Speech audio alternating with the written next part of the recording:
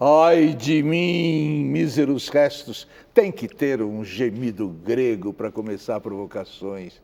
10 anos no ar, olha lá, 10 anos no ar. E depois dizem que somos os provocadores. Não, nós somos os provocados, todos nós. Vejam, por exemplo, que numa cidade que já esteve nas mãos do ademarismo, do janismo e do malufismo, só um prefeito foi condenado pela justiça a devolver dinheiro aos cofres públicos.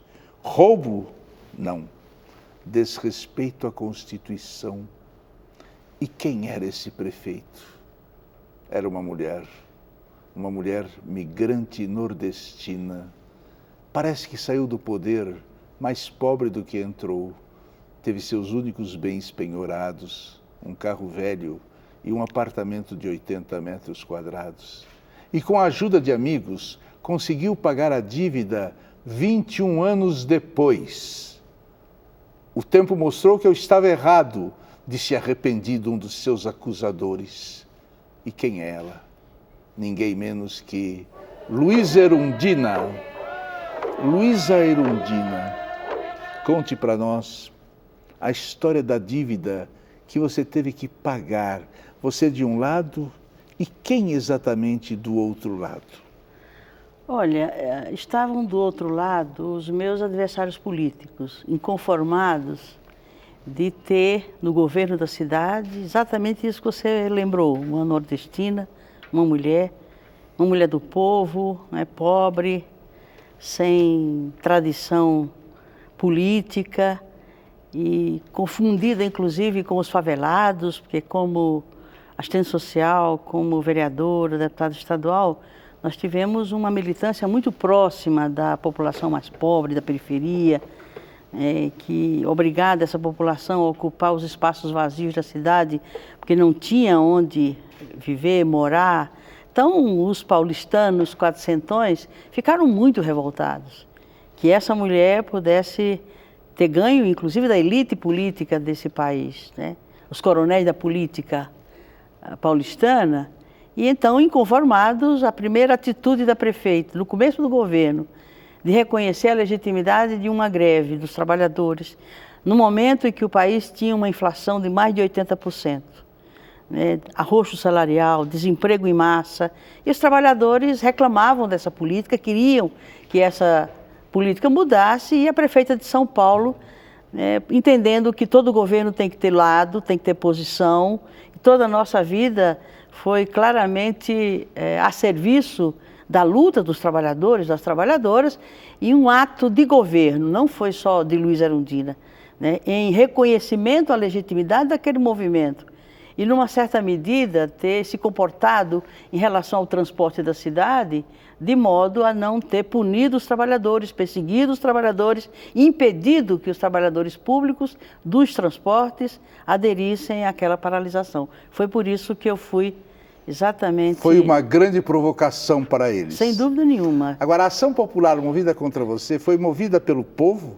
Foi por um popular, aliás, por um cidadão que moveu uma ação popular contra a prefeita, dizendo que a prefeita teria aplicado, desviado o recurso público para uma finalidade que, segundo essa pessoa, não seria de interesse da cidade. Essa coisa tão limpa que você é, tão clara quando você fala as coisas, que a gente fica assim, meu Deus do céu, como é que foi? Você deve ter sofrido tanto, mas eu quero perguntar coisas assim, quem é que pagou a dívida? Olha, depois de 21 anos, é uma dívida que foi se corrigindo no curso desses anos todos, e houve fases de inflação muito alta, e essa inflação recai todo dia sobre qualquer dívida pública. E eu perdi na justiça, nas 3 instâncias, e essa dívida foi se acumulando, foi se multiplicando, e chegou a 352 mil, e que mesmo depois da condenação de que eu teria de pagar essa dívida, ela continua se reajustando todo dia, hoje já está em 363 mil, que evidentemente espero que tenha parado de crescer, porque nós já fizemos a transferência dessa importância que o povo me ajudou a juntar para poder pagar essa dívida. Eu ainda quero fazer um espetáculo chamado Corrupção no Palácio da Justiça. Essa palavra justiça é tão terrível, não? Ah, Essa palavra realmente ela não justiça existe. é tão duvidosa, ela é tão... Eu tenho um autor chamado Dürrenmatt que escreveu um livro chamado Justiça. É um livro que eu vou te emprestar para ler. Ah, eu quero. É uma coisa fantástica. Como é que é a sua convivência hoje com os que te acusaram? Muito boa essa convivência, sabe por quê, Abujamra? Eles agora começam a fazer autocrítica, não chega a fazer em público. Mas, por exemplo, o presidente do Tribunal de Contas do município, que foi um dos maiores adversários do nosso governo, né, nos perseguindo, nos criando dificuldades, né, colocando dúvidas sobre o desempenho da prefeita e do governo, me fez uma carta de 2 laudas. Né, Paulo Planeboar, que inclusive era um homem ligado ao esporte, ele era o presidente do tribunal quando eu prefeita e criou 1000 dificuldades. Prefeita de São Paulo, eleita em 1989. Você não teve tudo para ser um dia a sucessora de Lula? Acho que em tese sim, né, Abujamra? Mas eu sou mulher, sou nordestina, né, sou de origem pobre. A Dilma né? é um homem? As coisas mudaram nesse tempo, né? As coisas mudaram nesse tempo. Porque os partidos, Abu, eles não têm coerência entre os seus discursos e os seus programas, né? Que dizem que trata todo mundo igual, luta por igualdade de direitos, e não é verdade. Há uma discriminação muito clara, permanente, né, contra as mulheres, os negros, os diferentes, nesses partidos, inclusive aqueles que se dizem de esquerda, socialistas, e não é verdade. Não mesmo são partidos, depois do Barack Obama? Mesmo depois, mesmo depois. É evidente que não basta só ser negro para mudar o quadro da política tradicional, nem só ser mulher para mudar o quadro de uma política que discrimina, e machista, patriarcal, autoritária. Então, é preciso mudar a cultura política. Luiz Erundina, filiada ao Partido Socialista Brasileiro, PSB. Quantos socialistas tem no PSB? Muito poucos, viu, Abujamra? Porque ser socialista é mais do que pregar um modelo de Estado, um modelo de economia, ou um modelo de organização da sociedade. Ser socialista é ter uma vida baseada em princípios socialistas, de solidariedade, de luta por justiça, por igualdade de direitos, contra todo tipo de discriminação e lutar por direitos iguais de homens e mulheres, negros e brancos, nos espaços de poder. Foi boa para a educação, acredito, na época. Eu era muito jovem, mas na época acredito que para a educação ela era boa. Eu acho, não sei, mas eu acho que tem gente que merecia muito mais do que ela, ser condenada mais do que ela. Que eu não sei, não conheço ela pessoalmente, mas eu tenho certeza que tem gente pior do que ela. Os pobres acabam sofrendo, né? E os ricos acabam se sobressaindo, né? Quem tem dinheiro manda nesse mundo, infelizmente. Esse que é o grande problema do Brasil. Eu digo, só faltava ser negra. Mas e eu digo, Abujamra, com muita negros. verdade.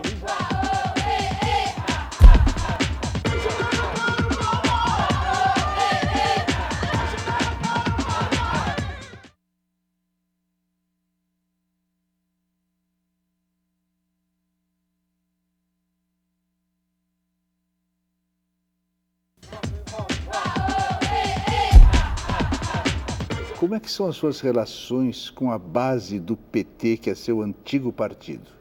Excelente. Inclusive, grande parte dessa base me ajudou a pagar a dívida.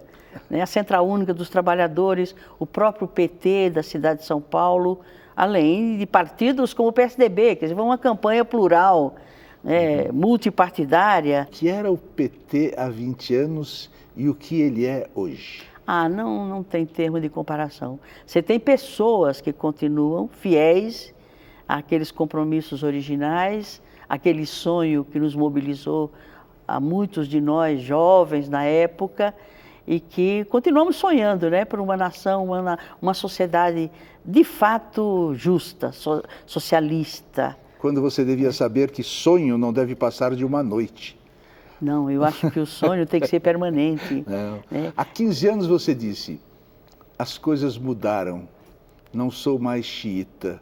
E hoje, o que mais você deixou de ser? Olha, intransigente, estreita, partidarista, a convivência democrática, humana, ela tem que ser plural, tolerante, não excluir ninguém, mesmo você fiel aos teus projetos, à tua visão de mundo e o teu sonho de um tipo de sociedade que não chegamos lá ainda. Qual é o grande equívoco que as pessoas cometem ao falar de você? É exatamente porque há uma parede entre, provavelmente, não só a minha pessoa, mas outras com as características minhas, e outras como os negros, os idosos, os portadores de deficiência, os homossexuais, enfim, os que optam por ser diferentes ou se colocam como sendo elas mesmas numa sociedade que é intolerante, preconceituosa, discriminatória. Essa carga de aspectos e traços da minha condição pessoal não é que explica nem que justifica, mas que indica por que há tanto preconceito. Olha, Bujan, e ouvintes do Provocações, eu na época, e muito pouco tempo atrás, ainda recebia cartas com fezes, né, exatamente com desaforo, dizendo volta para o Nordeste, volta para a tua terra, volta de onde você veio, o que você está fazendo aqui. Então, isso não me humilha, nem me desanima, nem me desestimula. Pelo contrário, eu tenho dito, olha, só faltava eu ser negra para completar esse quadro de preconceito. Mulher nordestina, de esquerda, socialista, né, solteira. Então, isso, eu digo, só faltava eu ser negra. Mas e eu digo, Abujan, com muita verdade. Luísa, nós somos negros. Mas eu queria ter pele negra, porque seria mais um motivo para eu lutar. Você é uma negra suíça. Olha aqui, quem é o seu candidato ao governo de São Paulo? Ciro Gomes, do PSB? Não, não é ele, nem ainda tem o candidato, porque o meu partido não definiu ainda, né? Ele ainda não se definiu. Ele fala ser candidato a presidente da República e, ao mesmo tempo, pode vir a ser candidato a governador de São Paulo. Eu sou membro da direção nacional, eu sou uma das deputadas desse partido, eu sou uma militante, a meu ver, que tem uma responsabilidade não só por São Paulo, mas pelo país. E, lamentavelmente, não participo dessas discussões, nem mesmo no âmbito de São Paulo. Isso não tem importância. Se o partido se define por um candidato ou uma candidata, estarei Mas você atuará apoiando no partido para o candidato? Ah, sim, é evidente. No momento em que o partido estiver discutindo democraticamente quem será o nosso candidato, espero que eu tenha espaço para discutir essa questão. Você já pensou em se candidatar ao governo da Paraíba? Olha, eu sou tentada a isso e provocada cada vez que eu vou à Paraíba. É mesmo? Mas não teria chance nenhuma, nenhuma. Porque a política da Paraíba é pior do que a política que nós fazemos aqui. Né? A militância do PSB, em algum momento, lhe dá saudade do PT? Algumas vezes sim, né? Aquele PT de 30 anos atrás, né, que discutia política, né, que ia até a periferia da cidade, aos militantes mais simples, né, para formá-los politicamente, para ajudá-los a se organizar em torno das suas lutas e das suas bandeiras. Lamentavelmente isso não existe mais em nenhum partido. Os partidos políticos estão esvaziados e a mídia está ocupando o espaço deles, concorda? Sem dúvida nenhuma, e a mídia precisa também ser democratizada, né? E aí tem toda uma campanha, porque estaria havendo ameaça à liberdade de expressão. Quem lutou pela liberdade de expressão foram exatamente esses que lutam hoje pela democratização dos meios de comunicação, pela democratização da mídia.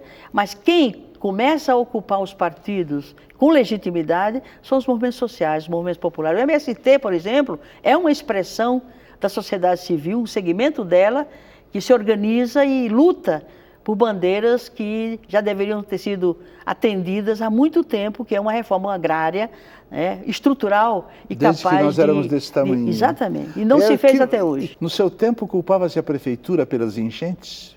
Claro, nos primeiros dias do meu governo, houve uma enorme enchente, eu tive a falta de sorte, né, dos 4 anos de governo, foi com muita chuva e com muita enchente. Chuva derruba prefeito. E outra coisa, Abjan, é como se só fosse no meu governo se tivesse havido chuva, enchente, problemas. É como se todos os problemas de São Paulo tivessem começado no dia 1º de janeiro de 89, que foi o início do nosso governo. Porque grande parte não se conformou até hoje que eu tivesse sido eleita prefeita de São Paulo. Rios que transbordam, a cidade inteira alagada. Tem culpa? Quem tem culpa? de governos, de diferentes governos, não só da cidade, de governo federal, de governos estaduais e de governos da região metropolitana. Não é um problema da capital, é um problema da região metropolitana.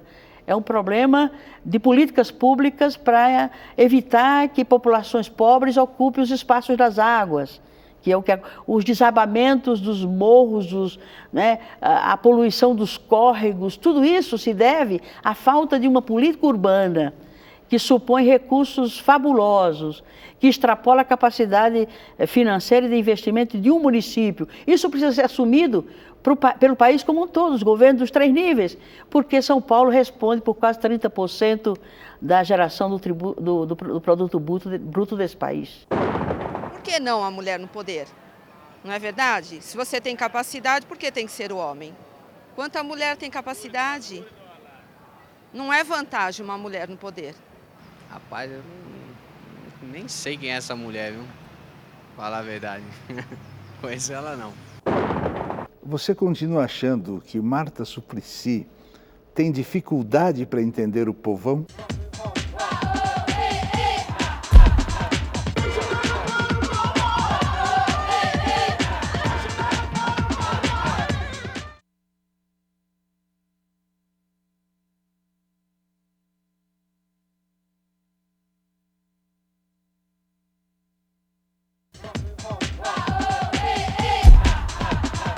Você continua achando que Marta Suplicy tem dificuldade para entender o povão? É evidente, é uma questão de classe. Por mais que haja boa vontade, sensibilidade e querer, né, se aproximar e representar aqueles que são de outra classe, a dificuldade é muito grande, porque você não viveu os problemas da fome, né, de morar em favela, né, de viver misturado com o esgoto, de não ter garantido uma escola de qualidade próximo de casa para seu filho. Viver no Nordeste. Viver no Nordeste, migrar por conta da seca. Agora, nordestino, filho de pobre que não morre antes de 1 ano, tem vida longa mesmo?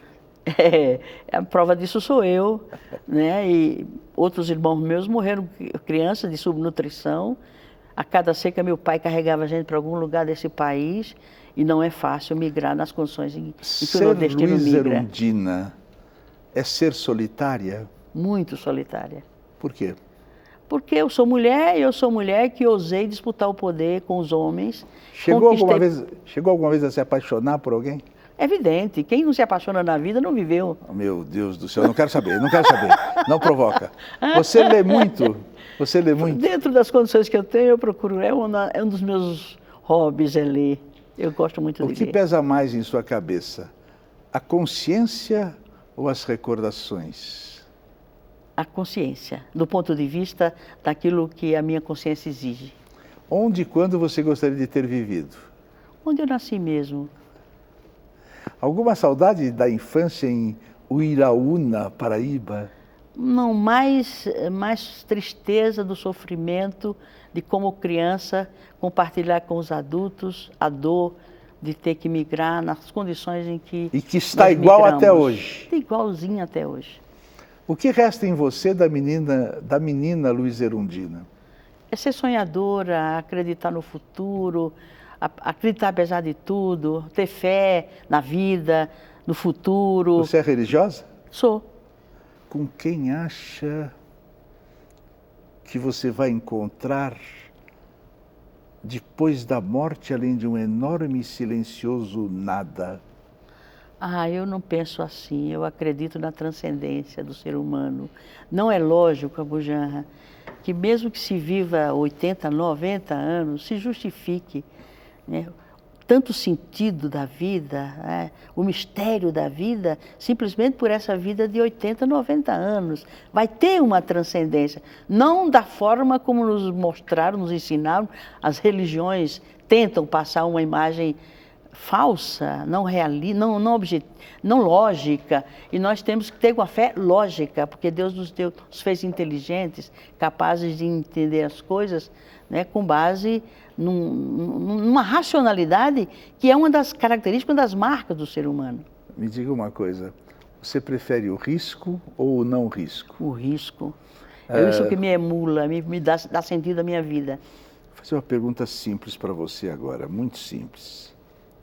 O que é a vida?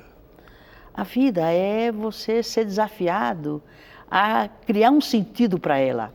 A vida é isso. Você não acha que a vida é uma causa perdida? Absolutamente, ao contrário. Ela é a razão de ser, dá sentido aos milênios que a história, né, através dos milênios que a história se constrói, é o que dá sentido a essa vida. E esses poetas que dizem que a vida, branco ou tinta, é a mesma, é para vomitar? Não, isso não. Tá bom. Então, Erundina, digamos que um dia... É para curtir. Opa. Acho que 80, 90 anos é muito pouco tempo para curtir a vida. Diga uma coisa para mim. Digamos que em um determinado momento da vida você quis falar alguma coisa que não conseguiu. Esse programa é o programa de maior liberdade do Brasil. Aqui você pode falar qualquer coisa que é fantástico, eles deixam. Deve ter alguma espada em cima da cabeça da gente, mas não caiu ainda. Então eu queria que você olhasse para aquela câmera e falasse tudo que você gostaria para terminar o programa. Eu queria falar para os partidos políticos, para os dirigentes desses partidos, que eles não são verdadeiros quando afirmam e escrevem nos seus programas de que eles lutam e defendem o direito de homens e mulheres, de brancos e negros, na vida política e na disputa de poder e de ocupação de espaço de poder em nosso país. Eles são mentirosos. Bom, daqui um abraço, que a única coisa falsa desse programa é o abraço, entendeu? Dá um abraço aqui.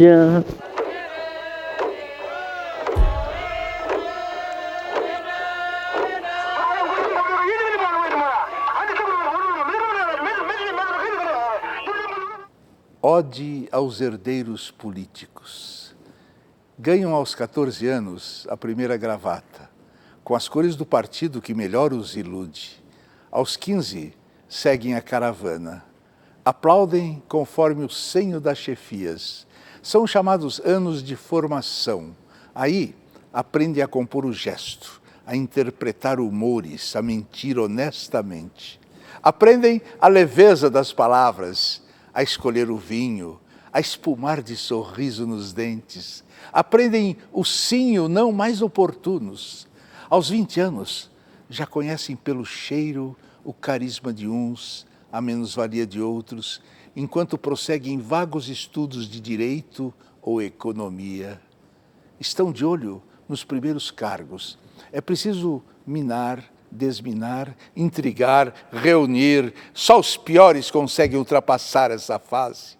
Há então os que vão para os municípios, os que preferem os organismos públicos. Tudo depende de um golpe de vista ou dos patrocínios à disposição. É bem o momento de integrar as listas de elegíveis, pondo sempre a baixeza acima de tudo. A partir do parlamento, tudo pode acontecer. Diretor de empresa pública, coordenador de campanha, assessor de ministro, diretor executivo, presidente da Caixa, embaixador na PQP. Mais à frente, para coroar a carreira, o golden share de uma cadeira ao pôr do sol. No final, para os mais obstinados, pode haver nome de rua, com ou sem estátuas, flores de panegírico, fanfarras e formol.